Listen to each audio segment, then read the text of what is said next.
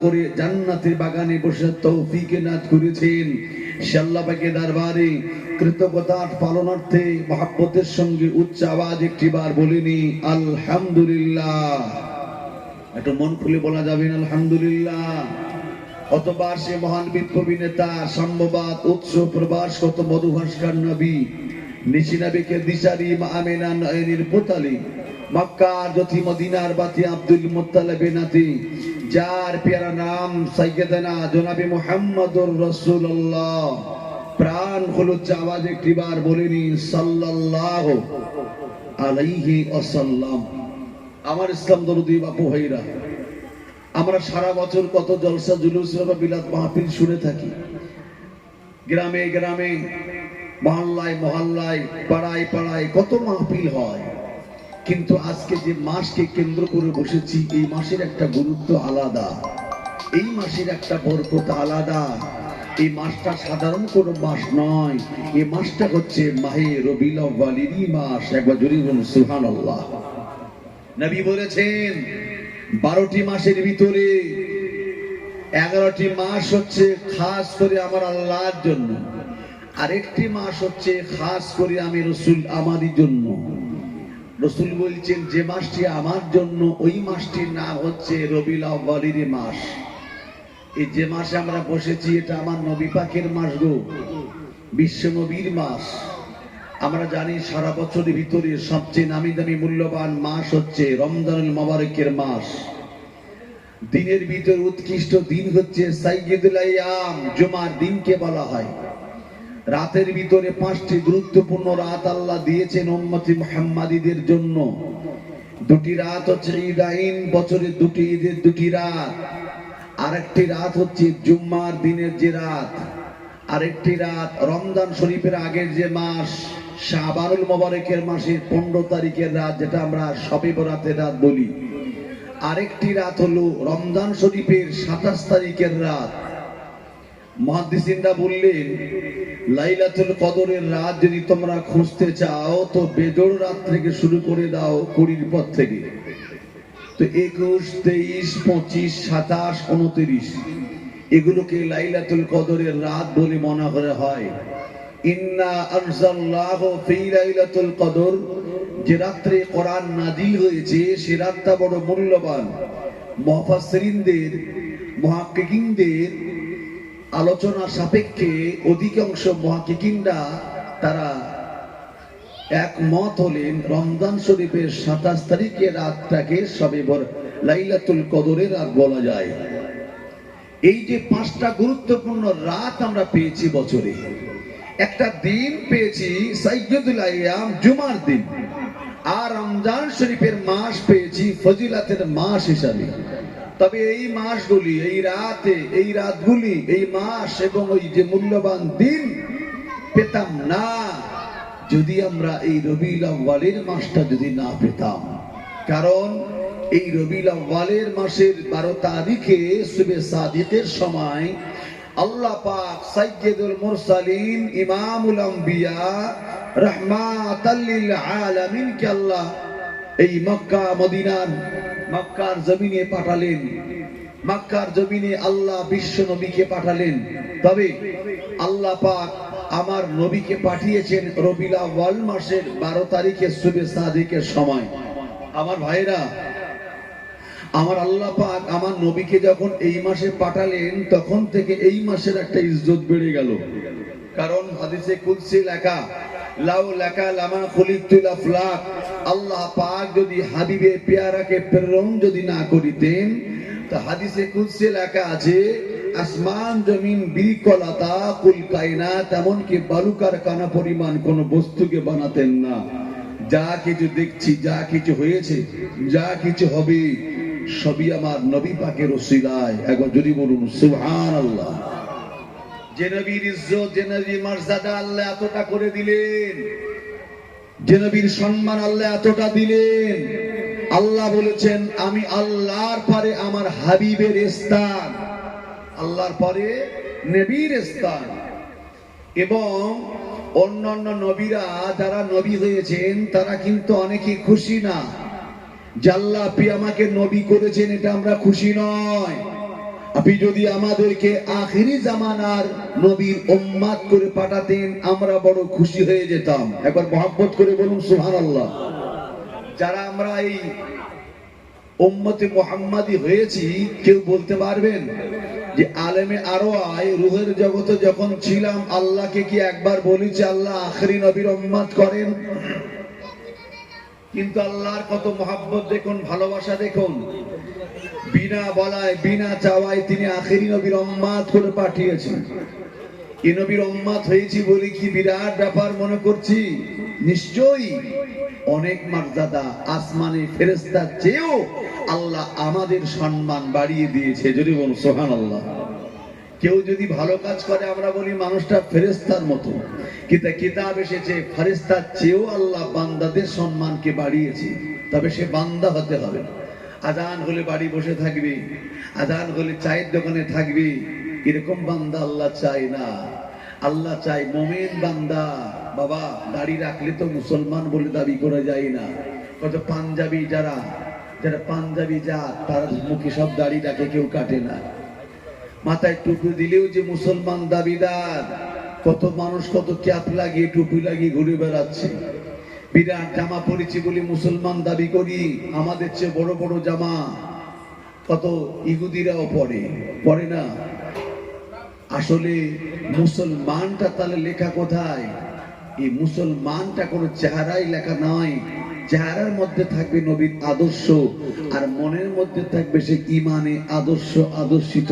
মনের মধ্যে থাকবে ইমান, চেহারার মধ্যে থাকবে নিদর্শন। কথা ঠিক না বেটি? বাবাজি দাড়িটা রাখতে হয়, রেখেছি, যদি সে নীতিটা পালন না করি এই দাড়ি রেখে কোনো ফায়দা হবে? টুপি পরতে হয়, পরেছি, যদি টুপি পরে যদি সে নীতিটা না মেনে নেই তো টুপি রেখে আমার লাভ কি?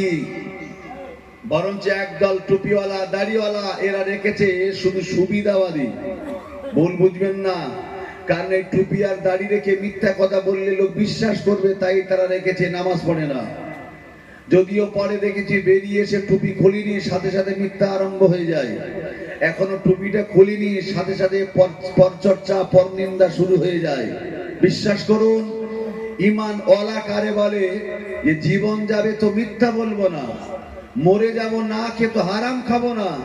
ইমান ওয়ালা কার বলে জীবনে কারোর বিরুদ্ধে চুগলখড়ি করবো না। ইমান ওয়ালা কার বলে যে যতদিন বাঁচবো আল্লাহ আল্লাহ রসুল ছাড়া কিছু বুঝি না। ইমান আল্লাহ কার বলে অভাব হোক, অনাটন হোক, দুঃখ হোক, কষ্ট হোক, আল্লাহ আলাম, আল্লাহ সব জানেন, তিনি আমার জন্য যথেষ্ট। যে ব্যক্তি তাওয়াক্কাল তো আল্লাহ, সব ব্যাপারে আল্লাহর প্রতি ভরসা করে চলে, কিয়ামতের দিন আমার নবী ওই ব্যক্তিটাকে চিনিয়ে চিনিয়ে একবার দয়ার জান্নাতে পৌঁছে দেবে। একবার জোরে বলুন, আর একটু জোরে বলা যাবে না? আর যদি এই সমস্ত দাড়ি টুপি রেখেও যদি ফেরফেরাবি করি, এগুলোর একবার পরও যদি মিথ্যা বলি, চুগলখড়ি করি, আপনি জানবেন এই নামাজ সেদিন আপনাকে বাঁচাতে পারবে না। কিয়ামতের দিন লেখা আছে, বিশ্বাস করুন, কিতাবে লেখা আছে, নামাজ পড়েও সেদিন জাহান্নামায় যাবে। সেজদা করে করে কপালে কালো হয়ে গেছে, তবুও সে জাহান্নামায় যাবে। কেন যাবে? ওই ব্যক্তিটার ইমান আকীদা ঠিক ছিল না, খালি নামাজটার দায়িত্ব মনে করে পড়েছে। পড়তে হবে তাই পড়েছি, কিন্তু নামাজ পড়ার পরে যে কাজগুলি করতে হয় সেটা কিন্তু করেনি। এজন্য এমন মানুষ তৈরি হন, মরণে হাসিবে আপনি, কাঁদিবে ভুবন। তার নাম তো মানুষ। কথা ঠিক না বেটি? কত মানুষ মরে যায়, মরণের পরে মানুষ আনন্দ করে, একজন জালেম চলে গেছে, আনন্দে মানুষ মিষ্টি বিক্রি করে। আবার কত মানুষ চলে গিয়ে মানুষ আফসোস করে, আরে মানুষটা কতই না ভালো ছিল। আহা, আল্লাহ নবী বলেছেন, আল্লাহ এই বান্দাদের মুখের কথাটা শুনে নেয়। প্রতিবেশীরা যদি বলে ভালো, ওটাই তার জন্য জান্নাতের সার্টিফিকেট। একবার জোরে বলুন সুবহানাল্লাহ। আল্লাহু আকবার। এই জন্য আমি ৬০-৭০ বছর যেখানে থাকলাম, আমার প্রতিবেশীকে যদি ভালো না হইতো আমি কিসের মানুষ হলাম? ব্যথা কষ্ট নেবেন না। নবী দিবসের মাহফিলে যখন বসেছি, নবীর দুটো আদর্শ নিয়ে বাড়ি যান। আমি কেমন মানুষ হলাম যদি আমার প্রতিবেশী, আমার স্ত্রী যদি আমার কাছে ভালো না হয়? আমি কেমন মানুষ হলাম আমার বংশের লোক যদি আমাকে ভালো না বলে? আমি কিসের ভালো? নিজেকে যে বড় বলে, ভালো বলে, সে ভালো হতে পারে না। লোকে যাতে বড় বলে সেই হয় বড়। এই জন্য একটু ভালো হয়ে যান না। আর কদিন বাঁচবো? এক্ষুনি যদি মরে যায়, এক্ষুনি মসজিদে এলান হবে, এক্ষুনি যদি মরে যায়, এক্ষুনি আমার আব্বার জন্য কাফন কিনতে চলে যাবে। আহা, এই আমার জন্য এখনই কবর খনন করা হবে। চোখ দুটো বন্ধ হয়ে গেলে আর কেউ আমার দিকে ফিরে তাকাবে না, আমার জন্য কেউ বসে থাকবে না, আমার অবর্তমানে কোনো কাজ থেমে থাকবে না। আমি বেঁচে থাকাকালীন অনেক কাজ হয়েছে, কিন্তু আমি মরে যাওয়ার পর সে কাজ থেমে থাকবে না, কেউ না কেউ সে কাজ চালাবে। ঠিক না বেঠিক? কারোর জন্য কোনো কাজ বাঁধেনি আর বাঁধবেও না। অতএব আপনি ভাবছেন বিরাট ব্যস্ততা, বিরাট দায়িত্ব নিয়ে আছেন, ঠিকঠাক নামাজ পড়ি না, এটা আপনার ভুল। এর চেয়ে কঠিন দায়িত্ব রাসূল পালন করেছিলেন, তবুও নবী ৫ ওয়াক্ত নয় আরো কিছু নামাজ তিনি পড়েছিলেন, নফল নামাজ, তাসবিহের নামাজ, আবাবিরের নামাজ, ইশরাকের নামাজ, তাহাজ্জুদের নামাজ। আর আমাদের ৫ ওয়াক্ত মসজিদে খুঁজে পাওয়া যায় না। ইস, কিসের মুসলমান! একটু তৈরি হয়ে যান, একটু সোজা হয়ে যান। কিয়ামত তো নবী চিনবে, নইলে নবী চিনবে না। নবী না চিনলে নাজাত নাই, নবী না চিনলে আল্লাহ আপনাকে চিনবে না। ও আমার জনেরা, যোগেরা, ও আমার নবী পেগম্বর উম্মতানিরা, ও সোনার মানিকেরা, নবী আমার ৬৩টা বছর ধরে আমাদের জন্য তিনি কেঁদেছেন, খেয়ে না খেয়ে পেটে পাথর বেঁধেছেন, আমাদের কথা বলে নাই। আল্লাহ নবী তিনি যে না খাওয়া, পেটে পাথর বাঁধা, ইয়া রাব্বি হাবিলি উম্মতি, আল্লাহ পাক আমার উম্মত উম্মতানিদের অবস্থা কি হবে? ও জওয়ানেরা, যুবকেরা, শুধু নবী পাক আমার নিজ গৃহে নয়, নিজ মসজিদে বসে বসে নয়, কখনো কখনো নবী আমার নিরালায় নির্জনে গুহার ভিতরে গিয়ে আল্লাহর সিজদায় পড়ে ইয়া রাব্বি হাবলি উম্মতি উম্মতি বলে কেঁদেছিলেন। জোরে বলুন সুবহানাল্লাহ। নিরালায় নির্জনে বসে। বাবাজি, অনেকে আমরা ব্যস্ততা, সংসারের ঝামেলা, বাচ্চার ঝামেলা, এসব নিয়ে ব্যস্ততায় থাকি। রাতের বেলা যদি ঘুমটা ভেঙে যায়, একটু নির্জনে উঠে যেও, একটু উজু করে একটু মালিককে ডাকেন না, নিরালায় একটু আল্লাহকে ডেকে দেখবেন কি মজা পাওয়া যায়, কি শান্তি পাওয়া যায়। পৃথিবীর কোন জায়গায় পাবেন না এই শান্তিটা।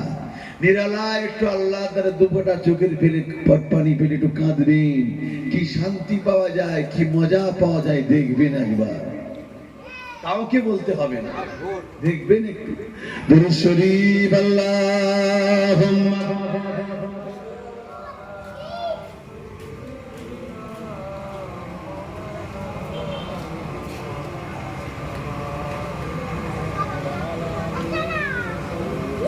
আমার বাপু ভাইরা যারা বাজারে ঘুরছে ভাবছে লোকজন হইতে হইনি, কিন্তু আল্লাহ শুকরিয়া, যারা বাজারে আসে সবাই তো মাহফিলে বসা লোক না, ও তো আমরা জানি।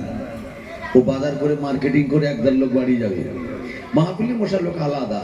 ধান তো বিরাট চাষ হয়, মনে হচ্ছে অনেকটা হবে, নতুন লোক মনে করছে বিরাট ধান হয়েছে, পুরনো লোক জানে যে কত চিটে বাদ যায়, যারা চাষি, ঠিক না বেটি বলে, ও পুরনো লোক জানে কতটা ধানে কত চাল হয়।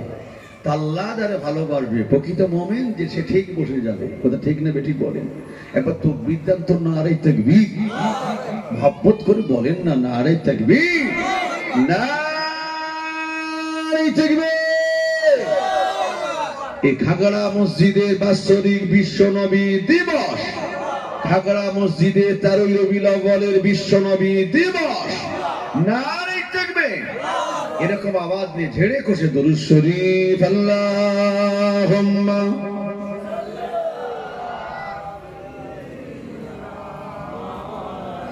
এখানে বসতে গেলে কপাল দরকার, নসিব দরকার। হ্যাঁ, কপালওয়ালা হতে হবে, যোগ্য বাপের যোগ্য বেটা হতে হয়। একই ফ্যামিলি দেখেননি, কেউ নামাজি আবার কেউ বেনামাজি, আছে না নাই? মানে একই ঝাড়ের বাস, কেউ যাবে শ্মশানে আবার কেউ যায় কবরে। সবার তকদিরে জান্নাত তো নাই, ঠিক না বেটি? চলুন, আল্লাহ নবী আমাদের জন্য নিরালায় নির্জনে বসে বসে কাঁদতেন। রাতের বেলা ঘুমটা ভেঙে গেলে আম্মা জান বলতেন, আমি নবীকে পেতাম না, কোথায় যে চলে যেতে না। ও আমার জনেরা, জোগেরা, ও আমার নবী পেগম্বর উম্মতানিরা, ও সোনার মানিকেরা, আম্মা আয়েশা সিদ্দিকা এক তারিখে বিছানা থেকে উঠে দেখলেন রাতের গভীরে আল্লাহ নবী নাই। আম্মা জান চিন্তিত হয়ে বললেন, বর্তমান খুব পারে কোরাইশেরা আমার নবী পাকে জানি দুশমন, কোরআনের দুশমন, ইসলামী দুশমন, না জানি আমার নবীকে যদি একাকী পেয়ে যায় আমার নবীর প্রতি অত্যাচার করে দেবে। আমার নবী পাক কোথায় চলে গেলেন? আম্মা আয়েশা সিদ্দিকা রাদিয়াল্লাহু তাআলা রাতের বেলা উঠে পড়লেন, কোন জায়গায় নবীকে পেলেন না। চিন্তিত, আমাকে না বলে আল্লাহ নবী অন্য কোন বিবির ঘরে গেলেন কিনা, যদি যায় কোনো চিন্তা নাই, বাইরে থাকলেন চিন্তিত। আস্তে করে আগে গিয়ে দরওয়াজার কাছে গিয়ে টোকা দিয়ে জিজ্ঞাসা করেন, কোন জায়গায় নবীকে খুঁজে পাওয়া যায় না। চিন্তিত, ও জওয়ানেরা, যুবকেরা, আম্মা আয়েশা সিদ্দিকা বিচলিত হয়ে পড়লেন, অস্থির হয়ে পড়লেন। আল্লাহ নবী কোথায়? আমার নবীকে পাওয়া যায় না। আম্মা আয়েশা সিদ্দিকা দৌড়ে দৌড়ে এগিয়ে যায়। জওয়ানেরা, একবার জান্নাতুল মুআল্লা, একবার জান্নাতুল বাকি, আস্তে আস্তে জান্নাতুল বাকি কবরের কাছে গিয়ে দেখে আল্লাহ নবী ওখানে। আল্লাহ তাআলা দুটি হাত তুলে কেঁদে জানে যার হয়ে যায়, কান্নার আওয়াজটা শুনতে পায়। আম্মা জান গুটি গুটি আগে গিয়ে দেখে আল্লাহ নবী কাঁদতেছে, চোখ ভরা পানি। তখন আঘাত আল্লাহ তাআলা তুললেন, ও রব্বি আল্লাহ, আমার গুনাহগার উম্মত উম্মাতানিদের নাজাত ওসিলা বানিয়ে দিও। আল্লাহ পাক ওদের জাহান্নামায় দিও না। আমি নবী ওদের জাহান্নামা সহ্য করতে পারবো না। আল্লাহ পাক ওদেরকে না নিয়ে আমি নবী আল্লাহ জান্নাতে যেতে চাই না। একবার জোরে বলুন সুবহানাল্লাহ। আম্মা আয়েশা সিদ্দিকা পিছনে দাঁড়িয়ে দাঁড়িয়ে কাঁদছেন। দেখলেন কি উম্মতের দরদি নবী রাতের বেলা আরামের ঘুমটাকে ছেড়ে দিয়ে চলে গেলেন। আরামের ঘুম, আমরা সারাদিন পরিশ্রম করে যদি শুয়ে যাই, কে বিপদে পড়ে দোরগোড়ায় পাশে এসে দিয়েছি ডাকে যে ভাই একটু ওঠেন না, একটু দরকার আছে, কিন্তু উঠতে চাই না, ঘুমের ডিস্টার্ব হবে। বাইরে আমার ছেলেটা অসুস্থ, তোমার গাড়ি আছে, একটু চলো না হসপিটালে যায়, ভয়ে সাড়া দিই না, ঘুমে ডিস্টার্ব হবে বলি। কথা ঠিক না বল? আল্লাহ নবী কি দরকার ছিল আরামের ঘুমটাকে ছেড়ে দিয়ে রাতের বেলা উঠে কাঁদছে, আল্লাহ ওদেরকে জাহান্নামে দিও না আল্লাহ, আল্লাহ আমি সহ্য করতে পারবো না আল্লাহ, কেঁদে যারে যা। আম্মা আয়েশা সিদ্দিকা কাঁদতে লাগেন। ও জওয়ানেরা, যুবকেরা, তবে দেখতে পাওয়া গেল আম্মা আয়েশা সিদ্দিকা চিন্তিত, আমি যেমন আল্লাহ নবীকে না বলে এসেছি, একটা বার যদি আমাকে দেখতে পায়, না যেন আমার নবী আমার প্রতি অসন্তুষ্ট হবে। আবার তিনি কি করলেন? দ্রুত গতিতে আগে গিয়ে আবার নিজেকে রেখে বিছানায় শুয়ে পড়লেন। কিন্তু রাসূল তো আসছেন না। অনেক সময় হয়ে গেল, আল্লাহ নবী আসছেন না, কি ব্যাপার? আবার উঠে পড়লেন, আবার কোথায় গেল? ও জওয়ানেরা, যুবকেরা, নবী আমার কি করলেন? আমার বিছানা থেকে উঠে পড়লেন। আম্মা আয়েশা সিদ্দিকা আমার বিছানা থেকে উঠে পড়লেন। একবার জান্নাতুল বাকি, একবার জান্নাতুল মুআল্লা, কোন জায়গা নবীকে খুঁজে পাওয়া যায় না। চিন্তিত হয়ে পড়লেন, আল্লাহ নবী না জানি কোথায় চলে গেলেন। আবার আস্তে আস্তে আগে গিয়ে দেখে মসজিদে নববী শরীফের ভিতর দিয়ে কান্নার আওয়াজ ভেসে ভেসে আসে। আম্মা আয়েশা সিদ্দিকা এগিয়ে যায়। কার কান্নার আওয়াজ? গভীর রাতে মসজিদে নববী শরীফ থেকে পাওয়া যায়। ও কাদের মুসলমানেরা, তোমার নবীকে ভুলে যেও না, তোমার নবী 63টা বছর তোমার কথা ভুলে নাই। যুবকেরা, বাড়িতে সময়টা নষ্ট করে দাও, রাস্তাঘাটের সময়টা পার করে দাও, নবীকে চিনতে পারো না, নবীর মহব্বতে একটু মাহফিলেতে বসে যাও। যুবকেরা রে, আল্লাহ নবী মসজিদে নববী শরীফের ভিতরে কেঁদে জানে যায়, কেঁদে জানে যায়, ইয়া রাব্বি হাবলি উম্মতি। আল্লাহ পাক আমার উম্মত উম্মাতানিদের অবস্থা কি হবে? আল্লাহ পাক উম্মত উম্মাতানিদের অবস্থা কি হবে? আল্লাহ পাক আমার উম্মতকে নাজাত দিয়ে দিও। আল্লাহ পাক আমার উম্মতকে নাজাত ওসিলা বানিয়ে দিও। আম্মা আয়েশা সিদ্দিকা নবী পাককে মসজিদে রেখে নিশ্চিন্ত হয়ে আবার ঘরে চলে গেলেন। দৌড় বললেন আল্লাহ নবী যদি দেখতে পায় না জানি আমার মনে অসন্তুষ্ট হয়ে যাবে, কারণ আমি তো না বলে এসেছি। ও কি সম্পর্ক স্বামী আর স্ত্রী! আমাদের ঘরে তো আছেই, কিন্তু অনেকের বিবি আছে যার স্বামী কথা নেয় না, যেখানে সেখানে চলে যায়। কিন্তু আম্মা জান আয়েশা সিদ্দিকা কেমন ছিলেন? রাসূলুল্লাহকে না বলে কোথাও যেতেন না। এরপরে মাইকে আছে, মাইকে, এরপরে তিনি রসুলকে পেলেন না বলে তিনি দৌড়ে গেলেন, গিয়ে দেখছেন প্রথমে কবরস্থানের পাশে কাঁদছে, জিয়ারাত করছে। দ্বিতীয়বার গিয়ে দেখছে মসজিদে ঢুকে কাঁদছে, কেঁদে যারে যার। ও যুবকেরা, জনেরা, তবে দেখতে পাওয়া গেল আম্মা আয়েশা সিদ্দিকা বিছানায় শুয়ে পড়লেন। কিন্তু নবী কখন আসবেন? কিছুক্ষণ পরে আল্লাহ নবী আস্ত করে দরওয়াজা ঠেলে আম্মা জানের বিছানায় শুয়ে পড়লেন। আম্মা আয়েশা সিদ্দিকা তিনি যে শুয়ে রয়েছেন অপর সাইডে কাত হয়ে, তিনি নবীকে বুঝতে দিলেন না। আল্লাহ নবী দেখলেন আম্মা আয়েশা সিদ্দিকা যেন নিঃশ্বাসটা জোরে জোরে চলে। আল্লাহ নিয়ে বললেন, ও বেবি আয়েশা, কি ব্যাপার? তুমি কি দুর্বল? তুমি কি অসুস্থ? তুমি কি শারীরিক কোন প্রবলেমে পড়ে গেলে? হঠাৎ তোমার অক্সিজেনটা এত বেড়ে যায় কেন? হঠাৎ তোমার শ্বাসের আওয়াজটা তো শুনতে পাওয়া যায় কেন? তোমার শ্বাসটা তো গতিতে চলে কেন? কি হয়েছে তোমার? একটা বার কি বলবে? আম্মা আয়েশা সিদ্দিকা জানিয়ে দেয়, ইয়া রাসূলুল্লাহ, ইয়া হাবিবাল্লাহ, হুজুর বেয়াদবি মাফ করুন, আমি আয়েশা সিদ্দিকা কখনো মিথ্যা কথা বলি না, জীবনে বলবো না। ইয়া রাসূলুল্লাহ, ইয়া হাবিবাল্লাহ, হুজুর রাতের গভীরে ঘুমটা ভেঙে গেল, আমি আয়েশা আপনাকে না পেয়ে বিচলিত হয়ে পড়লাম। তবে হুজুর প্রথমবার গিয়ে দেখি কবরের পাশে দাঁড়িয়ে কাঁদতেছেন। আবার রাতে আবার আমি ঘরে আসলাম, ইন্তজার করি আপনি আসেন না। আবার উঠে পড়লাম মসজিদে নববীর ভিতরে, আবার আপনি কেঁদে যারে যার। হুজুর আপনি এত কেন কাঁদেন? এত কেন কাঁদেন? কার জন্য এতটা কাঁদেন রাতের গভীরে? আল্লাহ নবী জানিয়ে দেয়, বিবি আয়েশা রে, আমি নবী আমার গুনাহগার উম্মত তানিদের জন্য আমি রাসূলের চোখ দিয়ে টপটা করে পানি নেটোসা গনিয়ে যায়। বিবি আয়েশা রে, ও বিবি আয়েশা, আমার উম্মতেরা জাহান্নামে চলে যাবে, আমি নবী সহ্য করতে পারবো না। এজন্য আমি নবী হায়াতে থাকা কাদিনে একটা সেকেন্ড আমার বেকার যাবে, আমি নবী চাই না। আমি সুযোগ পেলে উম্মতের নাজাতের জন্য কেঁদে যারে যার হয়ে যায়, ধরে বলে